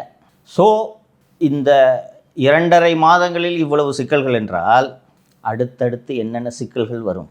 அப்போ நீங்கள் எவ்வளவு வலுவாக உங்களுடைய உட்கட்டமைப்பை மேம்படுத்த வேண்டும். உங்களை சுற்றி எதிரிகள். திமுகவுக்கு ஒரு 10 கூட்டணி கட்சி இருக்கும், அதிமுகவுக்கு ஒரு 10 கூட்டணி கட்சி இருக்கும். அவங்க 2 பேரும் ஆட்சி நடத்துனாங்கன்னா ஜம்முன்னு போகலாம். உங்களுக்கு கூட்டணி கட்சியே எதிரிகள். உங்களுக்கு விடுதலை சிறுத்தைகள் எதிரிகள், மார்க்சிஸ்ட் கட்சி எதிரி, இந்திய கம்யூனிஸ்ட் கட்சி எதிரி, மதிமுக மிகப்பெரிய எதிரி. திமுக, அதிமுக, பாஜகவை பற்றி நான் சொல்ல வேண்டியதில்லை. அப்போது உங்களுக்கு ஆலோசகர்களாக இருப்பவர்களே திமுகவினரோடு பேசிக் கொண்டிருக்கவில்லை என்பது உங்களுக்கு எப்படி தெரியும்? அதை கண்காணிக்க ஒருவர் வேண்டாமா? கடந்த காலங்கள்லாம் கலைஞரே பார்த்தீங்கன்னா அவரோட பொண்டாட்டிக்கே ஃபோனில் என்ன பேசிட்டு இருக்காருன்னு சொல்லிட்டு கண்காணிச்சவர் தான். இதை விஜய் அவர்கள் தெரிந்து கொள்ள வேண்டும். ஏன் கருணாநிதி மிகச்சிறந்த அரசியல்வாதியாக, தலைவராக அல்ல, மிகச்சிறந்த அரசியல்வாதியாக இன்று வரை அறியப்படுகிறார் என்றால் சொந்த மனைவியின் தொலைபேசியை ஒட்டு கேட்க உத்தரவிட்டவர் தான் கருணாநிதி. வண்டியாக திட்டிருக்காங்க. 1 மாதம் அந்த பக்கெட்டே போல. அப்போ எப்படிப்பட்ட லீடராக இருப்பார்? டாக்டர் எம்ஜிஆர் அவர்கள் அந்த ஒட்டு கேட்பு பிரிவை பெரும்பாலான நேரம் எதற்காக பயன்படுத்தினார் என்றால் செல்வி ஜெயலலிதாவின் தொலைபேசியை ஒட்டு கேட்கவும், தன் அமைச்சர்கள் தொலைபேசியை ஒட்டு கேட்கவும். கருணாநிதி பற்றிலாம் அவர் பெருசாக கவலைப்படல. அவர் எப்போவும் திட்ட போகிறாரு, எதிராக வேலை செய்ய போகிறாரு. இவங்களை கண்காணி. அப்போது திரு அஸ்ரா கர்க் அவர்களுக்கு ஜெகதீஷை பற்றி ஒரு தகவல் வருகிறது, விஷ்ணு ரெட்டியின் ஆந்திர தொடர்புகள் பற்றி ஒரு தகவல் வருகிறது, ஜான் ஆரோக்கியசாமியும் விஷ்ணு ரெட்டியும் சேர்ந்து ஒரு சில செயல்களில் ஈடுபட்டு கொண்டிருக்கிறார்கள் என்று ஒரு தகவல் வருகிறது. எப்படி சொல்ல முடியும்? இதையெல்லாம் முதல்வர் யோசிக்க வேண்டும் என்று நினைக்கிறேன். முதல்வருக்கு இதெல்லாம் தெரியாது. அவர் எளிமையான வாழ்க்கையை வாழ்ந்து கொண்டிருந்தவர். ஆனால் அரசு என்பது வேறு. மக்கள் உங்கள் மீது பேரன்போடு இருக்கிறார்கள். அந்த பேரன்புக்கு உரிய முறையில் ஆட்சி நடத்த வேண்டியது விஜய் அவர்களுடைய கடமை. அதற்கு அவர் நல்லவனாக மட்டும் இருந்தால் போதாது, வல்லவனாகவும் இருக்க வேண்டும். அந்த ஜனநாயகன் படத்தில் இன்வெஸ்டிகேஷன் வேலையை பூஜா கிட்ட கொடுத்தார்ல, அது மாதிரி இந்த வேலையை மற்ற அதிகாரிகள்கிட்ட பகிர்ந்து கொடுக்கணும். ஒருத்தரை நம்பிக்கிட்டு இருந்தாருன்னா விஷ்ணு ரெட்டி அமரேஷ் பூஜாரியாக இருந்து விட்டால் அதையெல்லாம் அவர் யோசிக்க வேண்டும். அந்த திரைப்படத்தில் ஏன்னா அவர் விஜய் அவர்களுக்கு சினிமா சீனை சொல்லி சொன்னால் தான் ஈஸியாக புரியும். நாம் அந்த திரைப்படத்தில் தலைமைச் செயலாளர் செய்யும் பணியெல்லாம் பார்த்து இந்த அழகான தலைமைச் செயலாளர் சிறப்பாக பணி செய்து கொண்டிருக்கிறார் என்று நினைக்கும் வேளையில் கிளைமேக்ஸில் பார்த்தா அந்த தலைமைச் செயலாளர் அமரேஷ் பூஜாரி கேர்ள் ஃப்ரெண்டுன்றது தெரிய வருதா? தெரிய வந்தா இல்லையாப்பா? சிறந்த உதாரணம். அது போல உங்களது ஆலோசகர்கள் இருந்தால் நம்ம கடந்த காலங்களில் பார்த்துருக்கோம். திரு ஜான் ஆரோக்கியசாமி பைபிளை ஓப்பன் பண்ணி வாளாக இருக்கும் முன்னை தலையாக மாற்றுவேன் அப்படின்னு சொல்லுவாருன்னு. இப்போ நான் ஒன்று சொல்லணும்னு நினைக்கிறேன் சார். தலை இருக்கும்போது வாள் ஆடக்கூடாது. நியாயம்தான். இப்போது வாள் மட்டும்தான் ஆடிக்கொண்டிருக்கிறது. அது ஒரு நல்ல ஆட்சிக்கு மிகப்பெரிய ஆபத்து. கண்ணதாசன் பாடல் ஒன்று கேள்விப்பட்டிருப்பீர்கள். பரமசிவன் கழுத்திலிருந்து பாம்பு கேட்டது, கருடா சௌக்கியமா? யாரும் இருக்கும் இடத்தில் இருந்து கொண்டால் எல்லாம் சௌக்கியமே. இருக்கும் இடத்தில் இருக்க வேண்டும். இருந்தால் தான் எல்லோரும் சௌக்கியமாக இருக்க முடியும், ஆட்சியும் சௌக்கியமாக இருக்க முடியும். இந்தியாவில் அந்த குழந்தை பிறகுக்கு முன்னாடி அது என்ன பாலினம் அப்படின்றத கண்டறியறதுக்கு தடை செய்யப்பட்டிருக்கு. நம்ம இர்ஃபான் அவர்கள் என்ன பண்ணிட்டாரு, இங்கே தானே தடை செய்யப்பட்டிருக்கு, நான் துபாயில் போய் பார்ப்பேன் அப்படின்னு சொல்லிட்டு துபாயில் போயிட்டு தன்னோட குழந்தை என்ன பாலினம் அப்படின்னு சொல்லிட்டு பார்த்தாரு சார். அதற்கு சுகாதாரத்துறை அப்போ விசாரணை நடத்துகிறாங்க. விசாரணை நடத்திட்டு பார்ப்பது குற்றம் அல்ல, பார்த்துட்டு நீயே வச்சுக்கோ, புரியுதா? உங்கள் குழந்தை உன் இஷ்டம், எனக்கு தெரிஞ்சுக்கணும், தலை வெடிக்குது அப்படின்னு துபாய்க்கு போய் பார்த்துட்டு வச்சுக்கோ. அதையும் வீடியோ போட்டு துட்டு சம்பாதிக்கணுமா உனக்கு? இந்தியாவில் அது வயலேஷன்னு தெரியுமா தெரியாதா? இந்திய சட்டம் அதை தடை செய்கிறது தானே. பெண் சிசு கொலைகளை தடுப்பதற்காகத்தானே அந்த சட்டம் உருவாக்கப்பட்டது. நீ யார் அவ்வளோ பெரிய ஆளாடா நீ? எல்லா ஸ்கேன் சென்டர்லையும் சார் போர்டில் எழுதி போட்டிருப்பாங்க. பெரிய போர்டு இருக்குமா? இதெல்லாம் தெரிஞ்சனால தானே இவர் துபாய்க்கு போயிருக்காரு. போய் பார்த்தல, துபாயோடு அந்த கதையை புதைச்சிட்டு வந்திருக்கணும் நீ. இங்கே ஒருத்தன் சொல்கிறான், வீடியோ போடுறான், ஊடகங்களில் அது மிகப்பெரிய செய்தியாகி இருக்கிறது. அவனை வச்சு பிரச்சாரம் பண்ணிக்கலான்னு சொல்லிட்டு அவனையெல்லாம் காப்பாற்றுறீங்கன்னா எவ்வளவு கேவலமான அரசு கடந்த அரசாக இருந்திருக்கிறது. அவனை வச்சு எலெக்ஷனுக்கு பிரச்சாரம் பண்ணது இல்லாமல் செய்தி விளம்பரத்துறையிலிருந்து அவன் யூடியூப் சேனலுக்கு விளம்பரம்ப்பா, தெரியுமா? கடந்த காலத்தில் இப்போ ஒரு முதலமைச்சரோட அந்த நான் முதல்வன் திட்டம்னு வச்சுக்கேன். அந்த நான் முதல்வன் திட்டத்துக்கு பப்ளிசிட்டிக்குன்னு ஒரு பட்ஜெட் ஒதுக்குவாங்கல்ல, அந்த பட்ஜெட்டை ஒருத்தன் எடுப்பான் டெண்டரு. அவங்கிட்ட நீ அட்வர்டைஸ்மெண்ட்டுக்கு நீ எடுக்கலாம், ஆனால் இதில் இவ்வளோ ரூபாய் இர்ஃபானுக்கு போனால் தான் உனக்கு டெண்டரு. அதுக்கப்புறம் கனிமொழி மற்றவர்களாம் இர்ஃபான் கொடுக்க சோறு தூண்டாங்க. பார்த்தியா? வீடியோலாம் பார்த்துருக்கியா? ஆமாம், உதயநிதி அவர்கள் கனிமொழி எல்லாம் இந்த கேவலத்துக்கெல்லாம் சேர்த்து தான் இன்றைக்கி தெருவில் உட்காந்துருக்காங்க. சந்தோஷமாக இருக்குது எனக்கு. ஆனால் புதிய அரசு அந்த விசாரணையை மீண்டும் நடத்த இருக்கிறது என்று செய்தி வந்திருக்கிறது. உள்ளபடியே மகிழ்ச்சியாக இருக்கிறது, வாழ்த்துகிறேன். இல்லை 6 வாரத்துக்குள்ள நடவடிக்கை எடுக்கணும்னு சொல்லிட்டு நீதிமன்றம் சொல்லியிருக்கு. நீதிமன்றம் சொல்லியிருக்கிறது, இந்த அரசும் எடுக்கும் என்று நம்புகிறேன். அதான் குறைஞ்சபட்சம் சார் அப்பயே இர்ஃபானை கூப்பிட்டு என்ன ஏதுன்னு விசாரிச்சு அனுப்பிச்சோன்னா கூட பரவாயில்ல, விசாரிக்க கூட மாட்டோம் அப்படின்ற மாதிரி அந்த அரசு எடுத்த முடிவுனால இப்போ ஏற்பட்டதுன்னு நினைக்கிறேன். மாட்டுட்டோம் அங்கே போயிட்டு சோறு எப்படி இருந்ததுன்னு சொல்லிட்டேன். அங்கே ரிவ்யூ போடலாமே, நல்ல யோசனை தான், தவறு இல்லையா? இன்னொன்று நான் சொல்கிறேன்ப்பா, போயிட்டு சாப்பிட்டுட்டு 6 நாளும் 6 வெரைட்டி இல்லையா மார்னிங் பிரேக்ஃபாஸ்ட்டு, அதெல்லாம் சாப்பிட்டுட்டு ஒவ்வொன்றா ரிவ்யூ போட்டு இந்த மாதிரி இது நல்லா இருக்குது, இது டேஸ்ட்டு கம்மியாக இருக்குது, இதில் எண்ணெய் அதிகமாக ஊற்றிருக்காங்க அப்படி என்பதையெல்லாம் சொன்னால் ராத்தோர் அவர்கள் அதை பார்த்து விட்டு சிறை கைதிகளுக்கான உணவை மேம்படுத்த வழி இருக்கிறது அல்லவா? அதனால் சிறை சீர்திருத்தம் செய்வதற்காக இர்ஃபான் அவர்களை சிறைக்கு அனுப்ப வேண்டும் என்று இந்த அரசுக்கு கோரிக்கை வைத்துக் கொள்கிறேன். வாங்க. அடுத்து தமிழ்நாடு அரசு இந்த பள்ளிகளுக்கு ஒரு 100 மீட்டர் பக்கத்தில் அதை சுற்றி இருக்க டாஸ்மாக் கடைகள் ஃபுல்லாக மூடினாங்க. சரி, எங்கெங்கெல்லாம் டாஸ்மாக் கடையை மூடிருக்கு அதோட அட்ரஸ் எந்த அந்த கடை என்ன பற்றியான விவரங்களை கொடுங்க அப்படின்னு சொல்லி ஒருத்தர் ஆர்டிஐ போட்டிருக்காரு சார். அவருக்கு மாவட்டம் ஃபுல்லாக இருக்க போய் மேனேஜர்கிட்ட போய் நீங்கள் கேட்டுங்கன்னு சொல்லியிருக்காங்க சார். நேற்று ஒரு வேலைக்காக வெளியில் செல்லும்போது நிறைய பேருந்து நிறுத்தங்களில் தாவேக அரசின் சாதனைகளை விளம்பரங்களாக பார்த்தேன். அதில் பல பேருந்து நிறுத்தங்களில் 717 மதுக்கடைகள் மூடல் என்று போட்டிருக்கிறது. பக்கத்தில் விஜய் சிரித்து கொண்டிருக்கிறார். அந்த 717 கடை எதுப்பா என்று கேட்கிறார் இல்லையா? இது கொடுக்கறதுல உங்களுக்கு என்ன பிரச்சனை? இல்லை அப்போ சும்மா இது வேலை. அப்போ அப்படி தான் சொல்லணும். உண்மையிலே நீங்கள் மூடல, ஃப்ராடுத்தனம் பண்ணுறீங்க, திமுக அரசு போல வெறும் அறிவிப்போடு விட்டு விட்டீர்கள் என்று நான் இப்போது விமர்சனம் செய்தால் உங்களிடம் என்ன பதில் இருக்கு? தெரியுங்க, நீங்கள் வெளிப்படையான அரசுன்னு சொல்லி வரீங்க. நிச்சயமாக முதல்வர் அவர்கள் 717 கடைகளை மூட உத்தரவிட்டிருப்பார் என்பதில் எனக்கு துளியும் சந்தேகம் இல்லை. இவங்க மூடிருக்க மாட்டாங்க. மூடி இருந்தீங்கன்னா யோ இதாயா அந்த கடை, இதாயா தூக்கி போட்டு போ.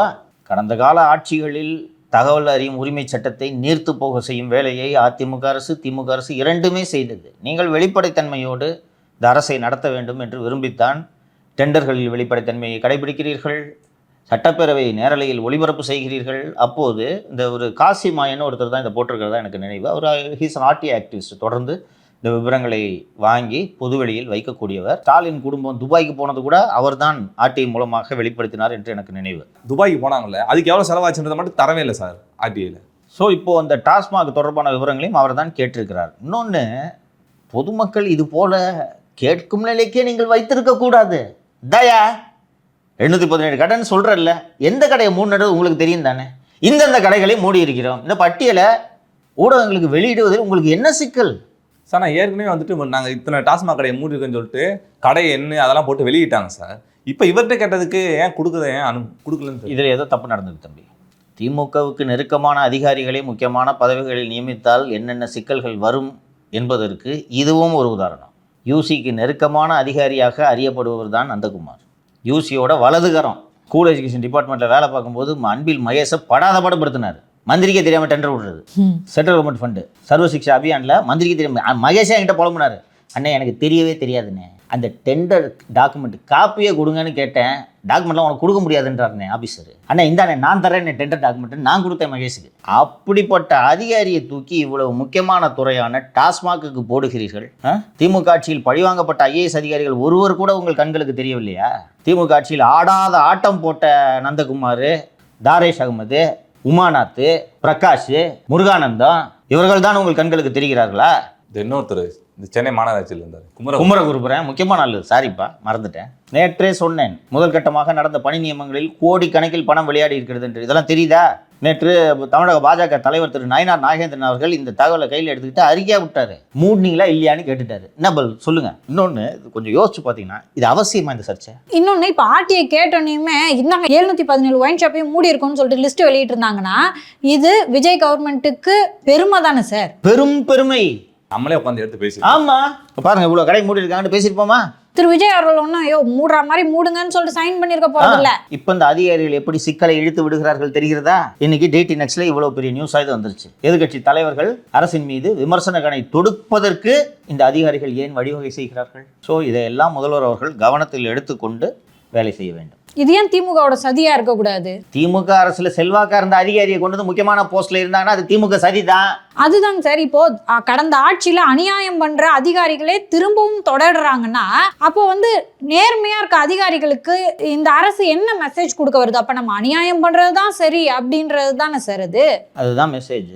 அது தவறான மெசேஜ்ன்றது தான் நம்ம மீண்டும் மீண்டும் வலியுறுத்தி கொண்டிருக்கோம். அடுத்துதான் தமிழ்நாடு அரசு தான் அந்த மணல் விற்பனையை பண்ணிட்டு இருக்காங்க. சும்மா 21 கோடி மணல் வாங்குறதுக்கு கொடுத்துட்டாங்களா சார்? ஆனால் அவங்களுக்கு ஒரு ஆண்டு ஆகியும் இன்னும் மணல் கொடுக்கல அப்படின்னு சொல்றாங்க சார். அதில் என்னதான் சார் சிக்கல்கள்? என்ன சிக்கல் என்பதை விரிவாக சொல்கிறேன். வெளிப்படையான முறையில் பொதுமக்கள் சிரமமின்றி எளிதாக நியாயமான விலையில் மணல் வாங்கும் வகையில் மென்பொருள் வாயிலாக மணலை விற்பனை செய்வதற்கு இந்த அரசும் அமைச்சரும் முயற்சி எடுத்துக்கொண்டிருக்கிறார்கள். இந்த முயற்சி வெற்றிகரமாக செயல்படுத்தப்பட்டு விட்டால் தமிழகத்தில் மணல் விற்பனை வரைமுறைப்படுத்தப்பட்டு விடும். அப்படி வரைமுறைப்படுத்தப்பட்டு விட்டால் நாம் நமது தொழிலை செய்ய முடியாது என்று அந்த படை குரூப் உள்ள பூந்து கட்டை கொடுத்துட்ருக்கு. எது படை குரூப்பு? கரிகாலன், ராமச்சந்திரன், ரத்தனம், கரிகாலன் ஆகிய மும்மூர்த்திகள் மீண்டும் களத்தில் இறங்கி இந்த மணல் விற்பனையை இந்த அரசு வெற்றிகரமாக செயல்படுத்த முடியாத வகையில் என்னென்ன முட்டுக்கட்டைகளை போட முடியுமோ அவ்வளவு முட்டுக்கட்டைகளை போட்டுக்கொண்டிருக்கிறார்கள். கனிமவளத்துறையில் பெருமாள் ராஜா என்ற துணை இயக்குனர் ஒருவர் இருக்கிறார். அவர் கனிமவளத்துறையின் பழைய பெருச்சாளி. கிட்டத்தட்ட 15 ஆண்டுகளுக்கு மேல் கனிமவளத்துறையில் பணியாற்றி ஒட்டுமொத்த கனிமவளத்துறையையும் தனது கட்டுப்பாட்டில் வைத்திருக்கக்கூடிய அளவுக்கு செல்வாக்கு மிக்க ஒரு அதிகாரி. இந்த பத்திரப்பதிவுத்துறையில் பாலசுப்ரமணியன்ட்டு ஒரு ஆள் இருந்தார் என்று நான் சொன்னேன். பாலசுப்ரமணியத்தோட ஆட்கள், அவருடைய சிஷ்யர்கள் தான் தமிழகத்தின் முக்கியமான பத்திரப்பதிவு அலுவலகங்களில் இருப்பார்கள். எங்கே இவர் பணியாற்றினாலும் தமிழ்நாட்டில் எல்லா பத்திரப்பதிவு அலுவலகங்களிலும் இவர் விரல் நுனியில் காரியத்தை சாதிப்பார். இதுபோல் இந்த பெருமாள் ராஜா என்பவர் இப்போது தான் இவர் திருவண்ணாமலையிலிருந்து இந்த புதிய அரசு இவருக்கு மாறுதல் கொடுத்து கனிம வளத்துறை இயக்குனர் அலுவலகத்தில் இவரை துணை இயக்குனராக நியமித்திருக்கிறது. இப்போதும் இவர் தனது பணியை நிறுத்தவில்லை. இதுவரை இவர் சம்பாதித்த தொகை மட்டும் குறைந்தபட்சம் 500 கோடி இருக்கும் என்று சொல்கிறார்கள். ஸோ இவர் எந்த அளவுக்கு இந்த துறையில் இருந்துக்கிட்டு குறைச்சல் கொடுக்குறாருன்னா, அந்த கனிம வளத்துறை அமைச்சர் பிரபு காசு வாங்குறாரு, அவங்க அப்பா காசு வாங்குறாரு என்று ஊடகங்களில் சில செய்திகள் வந்திருப்பதை பார்த்துருப்பீர்கள். அந்த செய்திகளுக்கெல்லாம் பின்னணியில் இருப்பவர் இந்த துணை இயக்குனர். அதாவது என்ன பிளான் பண்ணுறாங்கன்னா, இந்த பிரபு இங்கே தொடர்ந்தார்னா இந்த சாண்டு சேலை ரெகுலரைஸ் பண்ணுவார், ஆப்பை இம்ப்ளிமெண்ட் பண்ணிவிடுவாங்க. அதெல்லாம் இம்ப்ளிமெண்ட் பண்ணிட்டாங்கன்னா அந்த கரிகால ராமச்சந்திரன் ரத்னம் குரூப்பு உள்ளேயே நுழைய முடியாது. அப்போ இதை கலைச்சி விடணும். அண்டு ஒரு சில நாட்களுக்கு முன்பு ஜூனியர் ஒன்னில் தான் செய்தி வந்திருந்தது என்று நினைக்கிறேன், எனக்கு இந்த துறை வேண்டாம் மாற்றிக் கொடுங்கள் என்று பிரபு சொன்னதாக ஒரு செய்தி வந்துச்சுல்ல. அப்படிலாம் பிரபு எங்கேயும் சொல்லலை, பெருமாள் ராஜா சொல்லி அந்த செய்தி வெளியே வந்திருக்கிறது. இடையில கூட செய்தி ஊடகங்களில் இந்த எம்சாண்டும் ஜல்லிக்கல்லு பற்றாக்குறையாக இருக்குது அப்படின்னு சொல்லிட்டு நியூஸை போட்டு விட்டது. இதெல்லாம் இருக்குது. அரசு பெருமாள் ராஜா என்பவரை பற்றி முழுமையாக விசாரித்தா தெரிஞ்சிட போகுது. இப்போ நம்ம ஒரு விஷயத்த சொல்கிறோம், விசாரிச்சானா இல்லைப்பா சங்கர் போய் சொல்கிறான்னா தூக்கி போட்டு போங்க. விசாரித்தா உண்மை என்ன என்பது தெரிந்துவிடும். நாம் சொல்வதில் உண்மை இருந்தால் அவர் அந்த அலுவலகத்தில் பணியில் இருக்கக்கூடாது இல்லையா? இப்போ பாலசுப்ரமணியத்தை சஸ்பெண்ட் பண்ணிட்டார் அருண் சுந்தர் தயாளன். இன்னும் சஸ்பெண்ட் பண்ணிடுங்க, 1 வருஷம் இருக்கட்டும். இன்னொன்று, நீங்கள் அந்த துறையோட தலையிலேயே கொண்டு போய் இவருக்கு போஸ்டிங்கை கொடுத்து வச்சுருந்தீங்கன்னா எல்லா விவரங்களும் இந்த ஆளுக்கு தெரியும், எல்லா கோப்புகளின் நகர்வும் தெரியும். இப்போ குறைச்சல் தான் கொடுப்பாரு. 500 கோடி சம்பாதிச்சாலும் சும்மா உட்காந்துருப்பாரு. ஸோ இது போன்ற வேலைகள் எல்லாம் தாவேக அரசு செய்து தான் ஆக வேண்டும். இன்னொன்று, பிரபுலாம் புதுசு, கவர்மெண்ட் ஆஃபீஸ்னால் என்னன்னே தெரியாது. அதிகபட்சம் பிரபுலாம் கவர்மெண்ட் ஆஃபீஸுக்கு போய் ஒரு தாலுகா ஆஃபீஸில் சர்டிஃபிகேட் வாங்குறதுக்கு போயிருப்பார் கவர்மெண்ட் ஆஃபீஸ் உள்ள இல்லையா? அப்படிப்பட்ட பிரபுவை இவ்வளவு பெரிய துறையை நீதான் நிர்வாகம் செய்ய வேண்டும் என்று இவ்வளவு பெரிய பாரத்தை அவர் தலையில் தூக்கி வைத்தால் அது எளிதல்ல. அப்போ அவர் கஷ்டப்பட்டு கற்றுக்கிட்டு வேலை செய்யலான்னு நினைக்கிற நேரத்தில் இந்த மாதிரி பெருச்சாலிகள்லாம் காலை கடிச்சு விட்டு வேலைக்கு எடுத்து விட்டுரும். ஸோ இந்த பெருச்சாலிகள்லாம் தூக்கி கடாசணும். ஸோ இதற்கான சுதந்திரம் வேண்டும். இப்போ இங்கே தான் என்ன மாதிரியான சிக்கல் வருதுன்னா, பிரபுவுக்கு என்ன மாதிரி சுதந்திரம் இருக்கணும்னா, பிரபுவுக்கு இந்த மாதிரி ஒரு சிக்கல். பிரபுவும் மைனிங் செக்ரட்டரியும் சிஎம் கிட்ட டைம் வாங்கி போய் பார்த்து, சார் இந்த மாதிரி சிக்கல் இருக்குது, இந்த மாதிரி நான் சஸ்பெண்ட் பண்ணுங்கன்னு சிஎம் சொல்ல போகிறாரு. அவருக்கு ஒன்றும் இந்த பெருமாள் ராஜா சொந்தக்காரரோ உறவினரோ கிடையாது. சஸ்பெண்ட் பண்ண தூக்கி போடுங்கண்ணே, நிம்மதியை வேலை பாருங்க என்று சொல்லுவார். செல்வி ஜெயலலிதா இப்படித்தான் நிர்வாகம் செய்வார். இப்போ இந்த மாதிரி சொல்லலான்னு பிரபு போனார்னா குறுக்கு அந்த 2 கோழி நின்று இருக்கும், கொக்கர கோடு கத்திக்கிட்டு 2 கோழியை நின்று இருக்கும். கோழியை பார்த்தோன்னே திரும்பி வந்துடுவாங்க. இல்லை கோழிக்கிட்ட இந்த கோரிக்கையை சொல்லுவாங்க. இவங்க சொன்ன உடனே 2 கோழியும் சேர்ந்து பெருமாள் ராஜா கிட்ட பேசி ஒரு கொலாபை போட்டு வேலையை முடிச்சுட்டு கிளம்பிடுவாங்க. இது இப்போது தொடங்கி இருக்கிறது. இதை முதல்வர் அவர்கள் முளையிலேயே கிள்ளி எறிய வேண்டும் என்பதை நான் மீண்டும் மீண்டும் வலியுறுத்தி சொல்கிறேன். ஏன்னா இது பரவலாக பேசுபொருளாகிவிட்டது. என்கிட்ட கூப்பிட்டு நீங்கள் தயவுசெய்து சொல்லுங்கள், சிஎம் நல்லது பண்ணணும்னு நினைக்கிறாரு, கெடுத்து விட்டுருவாங்க போல இருக்குது. நான் இந்த ஆட்சி காண கிடைக்காத அதிசய ஆட்சியாக நான் பார்க்கிறேன். அரசு அலுவலகங்களில் லஞ்சத்தை ஒழிப்பது என்பது என் வாழ்நாளில் சாத்தியம் கிடையாது என்று தான் நான் நினைத்திருந்தேன். அது கொஞ்சம் கொஞ்சமாக நடக்குது. அப்போ அது தொடரணும்னு நினைக்கிறேன். அப்போ இது போன்ற தவறுகளை எல்லாம் அவர்கள் சரி செய்து கொள்ள வேண்டும் என்ற அக்கறையில் இந்த ஆலோசனைகளை வைக்க. நேற்று அன்புமணி அவர்கள் பேசுகிற சொல்லியிருக்காரு, ஆட்சி ஆரம்பித்தப்போ ஊழலுக்கு எதாவது நடவடிக்கைலாம் நல்லா பண்ணிக்கிருந்தீங்க, இப்போ அது அப்படியே மங்கி போச்சு அப்படின்றாரு. திரு அன்புமணி அவர்களுடைய விமர்சனம் நியாயமான விமர்சனமாகத்தான் நானும் பார்க்கிறேன். 150 ஃபைட்டரை பறகு விட்ட ஒரு ஹீரோவை தாங்க நாங்கள் எதிர்பார்க்குறோம். சவுத் ஆஃப்ரிக்காலேருந்து வர்ற வில்லனெல்லாம் பந்தாடுறீங்க, செக்ரட்டரியேட்டில் இருக்க வில்லன்களை உங்களால் பந்தாட முடியவில்லையே. ஸோ திமுகவினரின் மீதான ஊழல் விசாரணை என்ன ஆயிற்று? வேகமாக பண்ணீங்க, வேலு வீட்டுக்கு போனீங்க, அதுக்கப்புறம் என்னாச்சு? அதிகாரிகள் இல்லையா? என்ன ஆயிற்று ஊழல் விசாரணை? முதல்வர் அவர்கள் அதை செய்ய வேண்டும் என்று தான் மக்கள் எதிர்பார்க்கிறார்கள். திமுகவின் பெருச்சாளிகள் வீட்டுக்கு லஞ்ச ஒழிப்புத்துறையினரும் இதர காவல்துறையினரும் சோதனைக்கு செல்ல வேண்டும், அவர்கள் விசாரணைக்கு அழைக்கப்பட வேண்டும். அதை விட்டுட்டு கழிவுநீர் சுத்திகரிப்பு ஆலையை போய் சுற்றி பார்த்துன்னு இருக்கிறீங்க. இப்போ நீங்கள் போகலன்னா அது சுத்தமாகாத.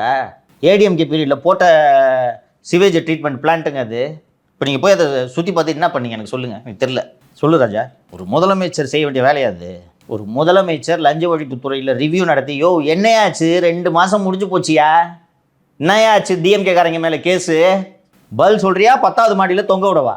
சேகர் பாபு அவர்கள் மாதிரி முன்னாள் முதல்வர் மு க ஸ்டாலின் அவர்களை எப்படி சேகர் பாபு அவர்கள் கூட்டு போய் இந்த சும்மா ஃபோட்டோ ஷூட்டுக்கு நல்ல டான்ஸ் பார்க்க வர்றாரா, அது மாதிரி முதல்வர் விஜய் அவர்களையும் கூட்டு போய் ஃபோட்டோ ஷூட்டுக்கு கூட்டு போகிறாங்களா அப்படின்னு தான் சார் எனக்கு அந்த சந்தேகம் இருக்குது தம்பி. கழிவுநீர் சுத்திகரிப்பு ஆலையை முதல்வர் சுற்றி பார்க்க வேண்டிய தேவை என்ன? இதெல்லாம் யார் செய்கிறதுன்றதையும் சொல்கிறேன். இதையெல்லாம் செஞ்சால் முதல்வர் குஷியாவாருன்னு சொல்லிட்டு இந்த ஆலோசனைகள் எல்லாம் சொல்லி முதல்வரை குஷிப்படுத்தும் வேலையை செய்து கொண்டிருப்பவர் ககன்தீப் சிங் பேடி என்ற ஐஏஎஸ் அதிகாரி. எல்லா முதல்வர்களோடையும் நெருக்கமாக இருப்பார். மு.க. ஸ்டாலின் முதல்வர் அண்ணா இருந்தப்போ காரில் தொங்கின்னு போனார் ஞாபகம் இருக்கா? பேடி என்னயா அவ்வளோ விசுவாசமாயா உனக்கு? ஐஏஎஸ் ஆஃபீஸர் தானே நீ? வெக்கமா இல்லை? மேயர் தொங்கின்னு போகுதுன்னா அதுக்கு தலையெழுத்து. நீங்கள் ஏன் தொங்கிட்டு போகிறீங்க? அம்புட்டு விசுவாசம். அந்த வேலையை தான் இப்போ பார்த்துட்ருக்காரு. முதல்வருக்கு உள்ளபடியே தெரியல. யோ என் வேலையா அதுன்னு கேட்கணும் சிஎம். ஒரு நலத்திட்ட நிகழ்ச்சிகளை தொடங்கி வைக்கிறார், அது வேறு. கடல் நீரை குடிநீராக்கிற ஆளை அங்கே போய் சுற்றி பார்க்குறது, தண்ணி குடிச்சு பார்க்குறது. நம்ம இந்த வேலையை தான் செய்வார். தெரியுதா? நாங்கள் உங்களிடம் இதை எதிர்பார்க்கவில்லை. முதல்வர் அவர்கள் ஒரு விஷயத்தை புரிந்து கொள்ள வேண்டும். 2 மாதத்துக்கு நல்லா ஜாலியாக இருக்கும். ஏப்பா கோட்டு போட்ட சிஎம்ப்பா, நல்லா இருக்குதுப்பா, மதிய உணவை எடுத்துக்கொண்டே வந்து விடுகிறாருப்பா, நல்லா இருக்குதுப்பா. இதெல்லாம் 2 மாதம் ஓடும். இப்போ we expect delivery from you. என்ன ஆச்சு ஊழல் விசாரணை? திருட விடமாட்டேன், திருடுனவனை விடமாட்டேன்னு சொன்னீங்கல்ல. திருநவன் ஜாலியாக சுற்றி நிற்கிறான். சும்மா சுற்றி நிற்கிறது இல்லாமல் உங்களுக்கு குறைச்சல் வேறு கொடுத்துன்னுக்குறான். இப்போ ககன்தீப் சிங் பேடி வந்து உங்களை கூப்பிட்டாருன்னா, யோ நீ போய் சுற்றி பாரியா, உன் வேலையாதே, என்னது கூப்பிட்ற நீ? போய் நல்லா காவலாம் நல்லா கழுவுறாங்களா, நீ போய் பாருப்போ. சிஎம் வேலை ஆட்சி நடத்துறது, ஆலைகளை சுற்றி பார்ப்பதல்ல.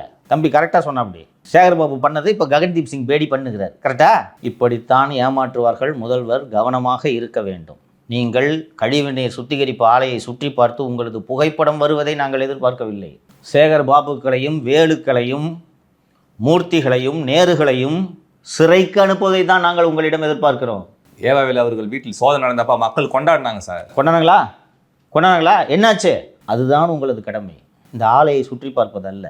சார் அதன் தொடர்ச்சியாக வந்துட்டு வெளி மாநிலங்களுக்குலாம் வந்துட்டு தமிழ்நாட்டிலேருந்து கனிமூலங்கள் போகக்கூடாது, புதுச்சேரிக்கு மட்டும் போகலாம், மிச்ச இடத்துக்கு போகக்கூடாதுன்னு சொல்லியிருக்காங்க. என்ன சார் காரணம்? என்ன காரணம் என்றால், ஏற்கனவே நீங்கள் பேசும்போது குறிப்பிட்டது போல நமக்கே பற்றாக்குறை ஏற்படுகிறது என்பதும் ஒரு காரணம். அவங்கெல்லாம் அந்த ஊரில் அவர்களது இயற்கை வளம் பாழாகக்கூடாது என்பதற்காகத்தான் நீ சுரண்டி என்கிட்ட கூட நாங்கள் கட்டடம் கட்டணும்னு சொல்லிக்கிறாங்க. அதுக்கு தான் வாங்கிக்கிட்டு இருந்தாங்க. நாங்கள் கொடுக்க முடியாது, எங்களுடைய தேவைக்கே போதுமானதாக இருக்கிறது என்று நிறுத்திவிட்டார்கள். இது நல்ல விஷயம். அதே நேரம் அமைச்சர் திரு பிரபு அவர்களாகட்டும், இந்த அரசாகட்டும் ஒரு விஷயத்தை கவனத்தில் கொள்ள வேண்டும்.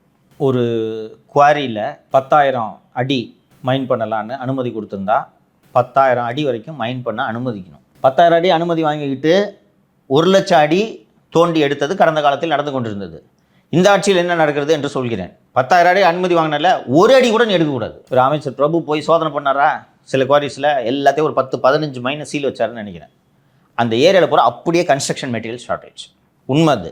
ஸோ இதில் ஒரு you need to strike a balance.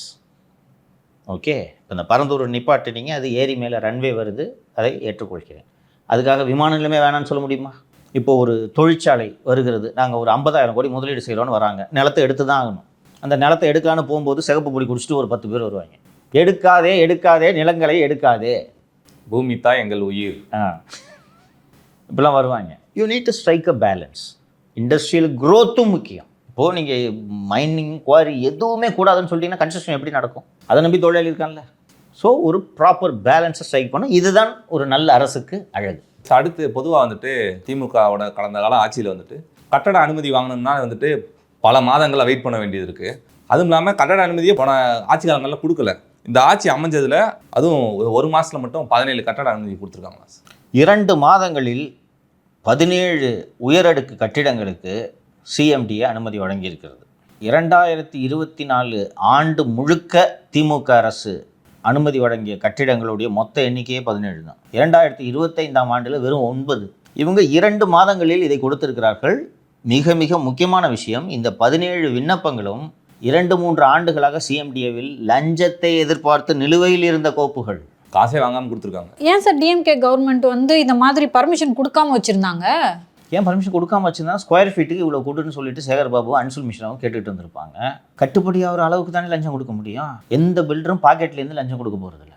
அந்த லஞ்சத்தை கொடுத்துட்டு அந்த லஞ்ச காஸ்ட்டை பில்டிங்கில் வைப்பாங்க. அப்போது பில்டிங்கில் வச்சு விற்கிற காஸ்ட்டு சேலபுளான்னு பார்ப்பாங்க. இப்போ ஒரு சதுரடி 9,000 ரூபான்னு வச்சுக்கோங்க. இப்போ ஒரு பெரிய தொகை லஞ்சமாக எல்லாம் நிறைய கொடுக்குறாங்கன்னா அந்த 9,000 ரூபாய் சதுரடி 9,500 ரூபாய் ஆகும். அந்த இடத்துல 9,000 ரூபாய்க்கு விற்கலாம். 9,500 ஓகே, இந்த அமெனிட்டி இருக்குது அந்த அமெனிட்டி இருக்குன்னு சொல்லி விற்கலாம். இவங்க கேட்குற பிரைபு ஒரு ஸ்கொயர் ஃபீட்டை 10,500 ரூபாய் ஆக்குச்சுன்னா மக்கள் வாங்க எப்படி விற்கும்? எப்படி விற்கும்? பக்கத்தில் ஒற்றை எழுத்து நிறுவனம் ஒரு கட்டடத்தை கட்டுது, லஞ்சமே கொடுக்காம. ஏன்னா கட்டடமே மாப்பிள்ளை சார்புடையது அல்லவா?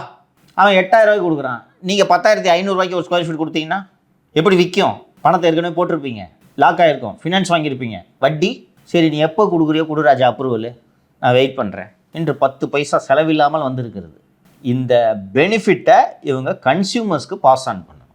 அதுதான் மிக முக்கியம். சார் இந்த எஸ்பிஐ பேங்க் மேனேஜரை கைவிலி அவங்க கன்னத்தில் சப்புன்னு அரைஞ்சாங்க. அதுக்கு வழக்கு பதிவுலாம் பண்ணாங்க. என்ன சார் அரெஸ்ட் பண்ணிட்டாங்க?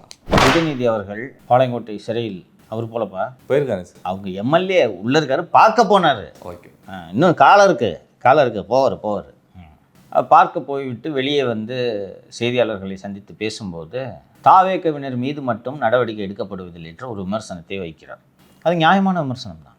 ராணிப்பேட்டையில் தாவேக்க மாவட்ட செயலாளர் விஜய் மோகன் என்று ஒருவர் இருக்கிறார். நான் வந்து கட்சியில் சேரணும், எனக்கு ஏதாவது ஒரு போஸ்டிங் கொடுங்கன்னு சொல்லிட்டு ஒரு இளம்பெண் இவரை மாவட்ட செயலாளர் என்ற முறையில் தொடர்பு கொள்கிறார். வழக்கம் போல் சில்லற பசங்க என்ன பண்ணுவாங்களோ அந்த வேலையை பார்த்துடுறாரு.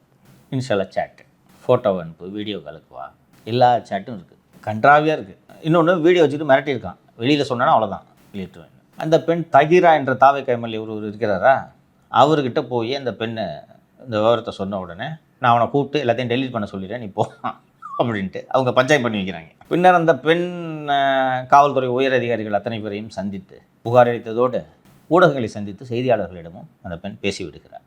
இதற்கு அந்த ராணிப்பேட்டை பகுதியின் தனியார் தொலைக்காட்சி செய்தியாளர் ஒருவர் அந்த மாவட்ட செயலாளர் சார்பாக அந்த பெண்ணிடம் பஞ்சாயத்து, அவர் நல்லவர், இந்த மாதிரி கப்பித்தனமான வேலைகளில் ஈடுபட மாட்டார், இங்கே பார்த்ததெல்லாம் பார்த்துட்டு கப்பித்தனமான வேலையில் ஈடுபட மாட்டாரா, விட்டுருங்க என்று சொன்னதும் இவனும் சேர்ந்து மிரட்டுறான்ட்டு அந்த பெண் மேலே சேர்த்து கம்ப்ளைண்ட் கொடுத்தது. ஸோ 4 பிரிவுகளில் அந்த மாவட்ட செயலாளர் விஜய்மோகன் மற்றும் அந்த செய்தியாளர் 2 பேர் மேலேயும் போலீஸ் எஃப்ஐஆர் போட்டிருக்கு. எஃப்ஐஆர் போட்டிங்க, ஏன் அரெஸ்ட் பண்ணல? லஞ்சம் வாங்கினதுக்குலாம் அங்கே ஒரு மாவட்ட செயலாளர் அரெஸ்ட் பண்ணாங்க. வீராசாமி என்ற ஒரு மாவட்ட செயலாளரை கைது செய்தீர் இல்லையா?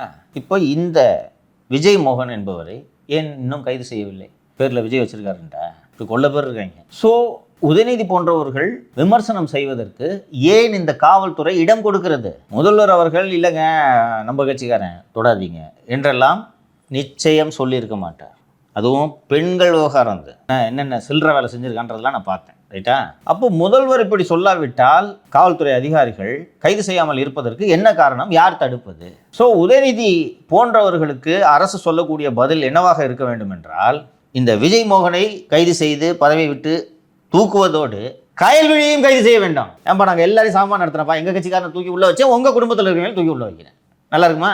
கயல்விழியை சென்னை மாநகர காவல்துறை ஏன் இதுவரை விசாரணைக்கு கூட அழைக்கவில்லை? மூக்க அழகிரி என்பவரது மகளுக்கு இந்தியாவில் தனி சட்டமா என்பதை சென்னை மாநகர ஆணையர் திரு அமல்ராஜ் அவர்கள் தான் விளக்க வேண்டும். ஊரே பார்க்குது, இதை விட எவிடன்ஸே வேணாம். அவன் படித்த அதிகாரி அவன்.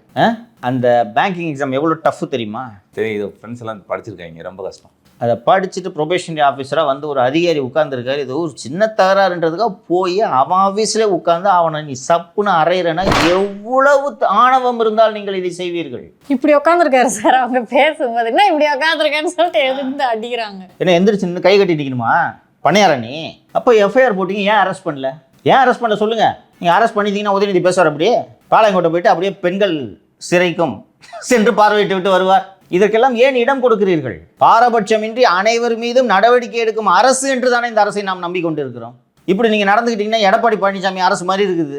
அவர் யார்ப்பா திமுகனா விடு விடு விடு விடு திரும்புங்கிட்டு என்ன கொடநாளில் காப்பாற்றினாங்க விடு, ரைட்டு, அது மாதிரி தானே இருக்கு.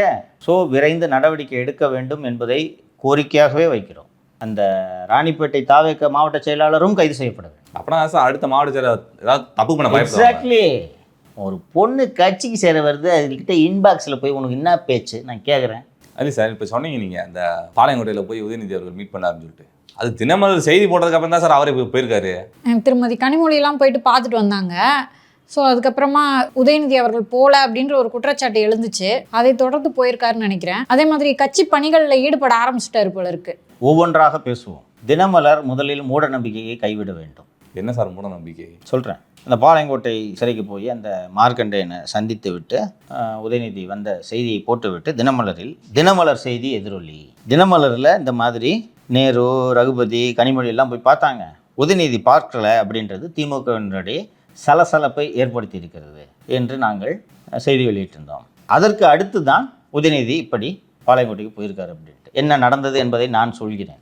லாஜிக்காக தானே சார் இருக்கு? இல்லை, லாஜிக்காக தான் இருக்குது. நான் சொல்கிறேன், இப்படிலாம் நாளேடுகளை படித்து தினமலரில் வர செய்தியெல்லாம் பார்த்துட்டு சுறுசுறுப்பாகலாம் இவங்க நடந்துருந்தாங்கன்னா நேரம் ஆட்சியில் இருந்திருப்பாங்கம்மா. அவர் எதுக்கு தான் அங்கே போனாரு? தினமலர் பத்திரிக்கை படிச்சு வேற யாராவது சொன்னாங்களா சார்? இவங்க 2 பேருக்குமே உரைக்கல, இது போய் பார்க்கணுமேன்றது உரைக்கல. இவருக்கும் உரைக்கல, இவங்க அப்பாவுக்கும் உரைக்கல. பட் இவர் உதயநிதிக்கு இன்னைக்கு எங்கே பாட்டு என்பது அவர் மனதில் சிந்தனை. அவங்க அப்பாவுக்கு போச்சே குளத்தூர் போச்சே என்பது அவருடைய வேதனை. இப்போதெல்லாம் கட்சியினரோடு அடிக்கடி உரையாடுகிறார். யார்? குளத்தூர் முன்னாள் எம்எல்ஏ திரு ஸ்டாலின் அவர்கள். ஸோ அப்படி போய் உரையாடும் போது அவர்கள் ரொம்ப ஃப்ரீயாக பேச முடியுது. முன்னாடி தான் சீஃப் மினிஸ்டரு ரொம்ப சுற்றி அங்கே 48 கோழி இருந்துச்சு, இங்கே 2 கோழி தான், யாருமே பார்க்க முடியாது. ஸோ இங்கே போய் பேசி அவரும் என்ன நடக்குது என்னன்றெல்லாம் பேசும்போது, அண்ணே போய் எல்லாம் பார்த்துட்டு வந்துட்டாங்கண்ணே, என்னண்ணே எதிர்கட்சி தலைவர்ண்ணே அப்படின்னு அவர் சொன்னோன்னே, ஓ அவன் இன்னும் பார்க்கலையா, ஓ பார்க்கலன்றதே தெரியாதா, ரைட்டு என்று சொன்னோன்னே, போன போடுங்க, என்ன நீ போலியா, என்ன வேலை அதோட நம்ம கட்சி எம்எல்ஏ என்று சொன்னதும் வேறு வழியின்றி ஐயோ காலையிலே வர ஃப்ளைட்டை பிடிக்கணுமே என்று வேதனையோடு சென்று பார்த்து விட்டு வந்திருக்கிறார். ஆகையால் தினமலர் மூட நம்பிக்கையை கைவிட வேண்டும். இப்படிலாம் படிச்சிருந்தா அந்த குடும்பம் உருப்பிட்டுருக்காதா? இவ்வளோ மோசமாக ஆட்சி நடத்திருப்பாங்க. கடந்த கால ஆட்சியில் மிரட்டல்களுக்கு அஞ்சாமல் அரசுக்கு எதிரான செய்திகளை வெளியிட்ட 2 ஊடகங்களில் ஒன்று தினமலர், இன்னொன்று ஜூனியர் உடன். அதை படிச்சிருந்தா தான் நல்லா இருந்திருப்பாங்களே. ஜூனியர் உடனில் இந்த மாதிரி செய்தி போட்டோடனே கேஸை போடுறாங்க. ஓ நியூஸை போடுறியா, கேஸு போடுறேன் பார்க்குறியா, கூப்பிடுப்பா அந்த ஒற்றை எழுத்து நிறுவனத்தை. அதில் இந்த நேரத்தில் வந்து முன்னாள் எம்எல்ஏ மு க ஸ்டாலின் அவர்களை பாராட்டியாங்க. எஸ், குளத்தூரில் கொத்து பரோட்டா போட்ட அந்த வருத்தத்தில் இருந்தாலும் போய் பார்த்துட்டு வாப்பான்னு அனுப்பி வச்சிருக்காரு மகனை. இல்லை அவர் சொன்னது லாஜிக்கலாக இருந்துச்சானே. ஃபார்மர் எம்எல்ஏவாக இருந்தால் கூட பரவாயில்லண்ணே, சிட்டிங் எம்எல்ஏ ஜெயிலில் இருக்காருண்ணே. இது என்ன, அது உங்களை இம்ப்ரெஸ் பண்ணுறதுக்காக தான் எலும்பை உடைப்பேன்னு பேசியிருக்காரு. உங்களுக்காக தானே உடப்பேன்னு சொன்னார். கடைசியில் அவரே உடச்சி விடு, அவர் எலும்பை உடச்சி உள்ள தள்ளிட்டாங்கண்ணே. அதனால் தினமலர் மூட நம்பிக்கையை ஒழிக்க வேண்டும். சார் மற்றொரு செய்தி தமிழ் ஹிந்துல வந்திருக்கு சார். திரு உதயநிதி அவர்கள் வந்து எம்எல்ஏக்களை வீடியோ கான்ஃபரன்சிங் வழியாக மீட் பண்ணுறாரு சார். பொதுவாக வந்து மு க ஸ்டாலின் அவர்கள் தான் பண்ணுவார், புதுசாக இப்போ இவர் பண்ணுறாரு சார். திமுகவின் வரலாற்றிலேயே இது நடந்ததில்லை. நல்ல முன்னேற்றமாக பார்க்குறீங்களா சார்? வர்றேன், நல்ல முன்னேற்றம் என்பதை விட மகிழ்ச்சியான முன்னேற்றம். உழைப்பாளியை மாறிக்கிட்டு வர்றாரு உதயநிதி அவர். இன்னொன்று, இது போன்ற அறிவிப்புகள், எம்எல்ஏக்கள் கூட்டம் நடக்கிறது என்ற அறிவிப்பு எப்போதுமே திமுகவில் கட்சியின் பொதுச் செயலாளர் மூலமாக தான் வெளியிடப்படும். கிட்டத்தட்ட அது கவர்மெண்ட் ஆஃபீஸ் மாதிரி. கவர்மெண்ட் ஆஃபீஸில் கீழே டெப்டி செக்ரட்டரி தான் கையெழுத்து போடுவார், டெப்டி செக்ரட்டரி தான் கையெழுத்து போடுவார். அதுபோல் திமுகவில் பொதுச் செயலாளர் மூலமாகத்தான் அறிவிப்பு வெளிவரும். ஒருவேளை திரு துரைமுருகன் அவர்கள் வந்து உடல் நிலை சரியில்லாமல் இருக்காரு, வயசாயிடுச்சு, வயது மூப்பின் காரணமாக ராஜினாமா பண்ணுன்னு மரியாதையே சொல்கிறோம், நீ பண்ண மாட்டேங்கிற, உன்கிட்ட கையெழுத்து வாங்கினா தானே விடு, கட்சி கொறடா அறிவிப்பை வெளியிடுவார் என்று வெளியிட்டு விட்டார். சரி, இந்த காணொலி காட்சி மூலமாக இன்னொன்று, ஃபஸ்ட்டு இந்த கூட்டத்தை நேராக நடத்தினா தான் கூட்டத்துக்கான நோக்கம் என்னன்றதே இவங்களுக்கு தெரியல. ஒருத்தர் பக்கத்தில் இருக்கவங்கள போட்டு கொடுக்க மாட்டாங்க. நேரம் வந்தோம்னா உட்காந்துட்டு போயிட்டு வாயா என்ன நடக்குது அப்படின்னு கேட்டோம். அண்ணன் இந்த மாதிரி நடக்குதுண்ணே, அந்த மாதிரி நடக்குதுண்ணே, இவன் தாவைகளை போகலாமான்னு பேசிகிட்டு இருக்கானே, அமுக்குங்கண்ணே என்று சொல்வார்கள். உங்களுக்கு தெரியும் கட்சியில் என்ன நடக்கிறது என்பது. காணொலி காட்சி வாயிலாக நடந்துச்சுன்னா எல்லாம் இருப்பாங்க, எப்படி போட்டு கொடுப்பான் ஒருத்தன் இன்னொருத்தன், நடக்காது. சரி, அதையாவது நடத்துறீங்களே, காணொலி காட்சி தானே. ஏன் வீட்டில் ஒரு கம்ப்யூட்டர் ஓப்பன் பண்ணி வச்சா பேச போகிறார் அவர். இப்போ அந்த கொத்து பரோட்டா எவ்வளோ வேதனையை அளித்திருக்கும். என்னாச்சு, என்ன பண்ண, லாக் அவுட் பண்ணிட்டாரு. நான் காணொலி காட்சிக்கெலாம் வரல, லாகினே பண்ண மாட்டேன். ஸோ இப்போது இந்த எம்எல்ஏக்களின் கூட்டம் உதயநிதி தலைமையில் நடக்கிறது.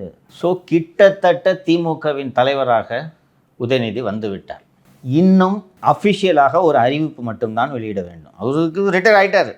ஸோ அந்த அறிவிப்பையும் வெளியிட்டிங்கன்னா பாடி எடுத்துடலாம். அதுக்கப்புறம் இல்லைப்பா, ஒன்றும் இல்லைப்பா, நீ உதயநிதி தலைவர்னு சொல்லிட்டீங்கன்னா பாடி எடுத்துடலாம், பிரச்சனையே இல்லை. ஏற்கனவே குளத்தூரில் கொத்து பரோட்டா போட்டதுலேயே இன்னும் வருத்தத்தில் இருக்காரு, இன்னும் அதை வேற பண்ணானா என்ன சார்? இந்தப்பா, கட்சி தலைவர்னா கட்சி வேலையாவது செய்ய.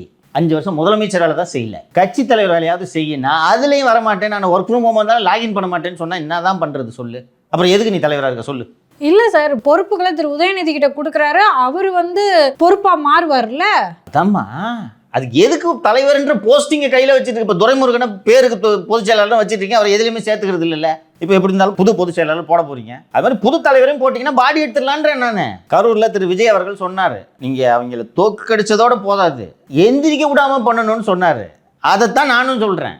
நீங்கள் உதயநிதியை தலைவராக போட்டிங்கன்னா பாடி எடுத்துடலாம், எனக்கு சந்தேகமே இல்லை. தினமலர் மாதிரிலாம் எனக்கு மூட நம்பிக்கை இல்லை. உதயநிதி யார் என்பது எனக்கு நன்றாக தெரியும். இத்தனை பேர் உங்களுக்கு சொல்லணும், ஒரு பத்திரிகையில் செய்தி போடணும், இவ்வளவு நடந்தால் தான் உங்கள் கட்சி எம்எல்ஏ ஜெயிலில் இருக்கிறான் அவனை போய் பார்க்கணுன்னு உங்களுக்கு தோணுமா? பொதுமக்களின் பார்வையிலிருந்து மார்க்கண்டேயன் பேசியது ஆபாசம், தவறு, கண்டனத்திற்குரியது. அவன் உங்கள் கட்சி. இன்னொன்று அவனை டிஃபெண்ட் பண்ணுன்ற ஸ்டாண்டை எடுத்துட்டீங்க. இப்போ எதிர்க்கட்சி தலைவர் தானே முதல்ல போனோம். இன்னும் சொல்ல போனோன்னா கனிமொழி போகிறாங்கன்னு தெரிஞ்சிச்சுன்னா அவங்களுக்கு முன்னாடி நீங்கள் போகணும், இல்லைன்னா இருங்க நானும் வரேன், 2 பேரும் சேர்ந்து போய் பார்ப்போம். உங்களுக்கு இத்தனை பேர் போய் சொல்லி உங்கள் அப்பா உனக்கு ஃபோன் போட்டு சொல்லி, அப்படியாப்பா போகணுமாப்பா, சரி ஓகே, ஈவினிங் ஃப்ளைட் இருக்கா, இல்லைப்பா தூத்துக்குடி, காலையிலே வா, ரைட். அந்த நம்பிக்கையில் தான் நான் சொல்கிறேன். அதனால் விரைவில் திமுகவின் தலைவராக உதயநிதியை நீங்கள் அறிவிக்க வேண்டும். அவர் ஒரு ஸ்டாலின்னு போதுமான அளவுக்கு உழைச்சிட்டாரு. ஓகே, இந்த போஸ்ட்டை நீங்கள் எடுத்து விட்டீங்கன்னா அவர் பாட்டுக்கு அண்ணியோட மேற்கத்திய நாடுகளுக்கு சுற்றுலா சென்று மகிழ்ச்சியாக இருக்கட்டும். ஒரு இந்த ஹனிமூன் ஜோடிக்கு தான் போய் இந்த டிசைனாக உட்காந்து ஃபோட்டோ எடுப்பாங்க. கரெக்டாக ஊட்டியில் அந்த மலர் இருக்கையில் எவ்வளோ சந்தோஷமாக உட்காந்து ஃபோட்டோ எடுத்தார், ஞாபகம் இருக்கா? பின்னாடி புன்முறவளோட அல்வா அதிகாரி அதை முழு நேரமாக பண்ணட்டுன்ற ஸ்டாலின். வேறு என்ன வேண்டும் அவருக்கு? மதிப்பிற்குரிய மருத்துவரை அறிவித்தது போல இவரும் ஓய்வை அறிவிக்க வேண்டிய நேரம் வந்துவிட்டது என்று நினைக்கிறேன். அதைத்தான் தமிழிந்து செய்தி உணர்த்துகிறது.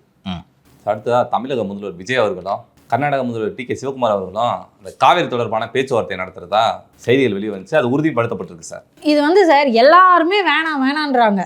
முன்னாள் முதல்வர் மு.க. ஸ்டாலின் அவர்களாக இருக்கட்டும், முன்னாள் முதல்வர் இபிஎஸ்ஸாக இருக்கட்டும், அன்புமணி ராமதாஸாக இருக்கட்டும், போகக்கூடாது, பேசக்கூடாதுன்றாங்க சார். ஏன்னா இன்னொன்று உச்சநீதிமன்ற உத்தரவுக்கு இது எதிரானதுன்றோம்.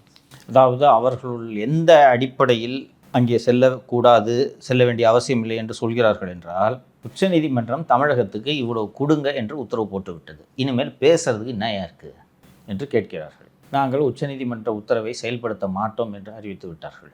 இப்போ கண்டெம்ட் போக முடியும், ரைட்டா? கண்டெம்ட் போங்க. கண்டெம்ட்டில் கர்நாடக மாநிலத்தின் தலைமைச் செயலாளரை உச்சநீதிமன்றம் அழைக்கும், உன்னை ஜெயிலுக்கு அனுப்புறேன்னு சொல்லும். தண்ணி பிரச்சனை தீர்மா, வேணா சீஃப் செக்ரட்டரி ஜெயிலுக்கு போட்டோம், தண்ணி விட மாட்டோன்னு வைங்க. லுக், நீங்கள் ஒரு சில நிமிடங்கள் எல்லாவற்றையும் ஒதுக்கி வைத்து விட்டு கர்நாடக முதல்வராக இருந்து இந்த பிரச்சனையை அணுகுங்கள். அவருக்கு ஓட்டு வாங்கணுமா? ஒன்றுமே இல்லாமல் நேற்று முந்தானாலும் பாட்டில் ஆரம்பித்தாங்க, ஞாபகம் இருக்கா? நம்ம பஸ்ஸெல்லாம் நிப்பாட்டினோம், ஞாபகம் இருக்கா? டி.கே. சிவகுமாராகவும் சித்தாராமையாகவும் இருந்து நீங்கள் இந்த விஷயத்தை அணுகுங்கள். திறந்து விட்டுட்டு அவர் எலெக்ஷனில் போட்டினுமா இல்லையா? நமக்கு இன்னும் 5 வருஷம் இருக்குது, அவங்களுக்கு இன்னும் 2 வருஷமோ 3 வருஷமோ தான் இருக்குது. 2 வருஷம்னு நினைக்கிறேன். ஸோ இது ஒரு பொலிட்டிக்கல் இஷ்யூ. போய் பேசுறதுல என்ன தவறு என்பது தான் என்னுடைய கோணம். இவங்க இந்த தலைவர்கள் சொல்லுவது எதையுமே நான் மறுக்கலை. திரு பழனிசாமி ஆகட்டும், திரு ஸ்டாலின் ஆகட்டும், திரு அன்புமணி ஆகட்டும், வேற என்ன ஆப்ஷன்ற? இல்லை, ஒரு எட்டு அங்கே போயிட்டு வர்றது ஒன்றும் தவறு கிடையாது. போய் பேசி சக்ஸஸ்ஃபுல்லாக ஒரு சொல்யூஷனை வாங்கிக்கிட்டு வருவோம்.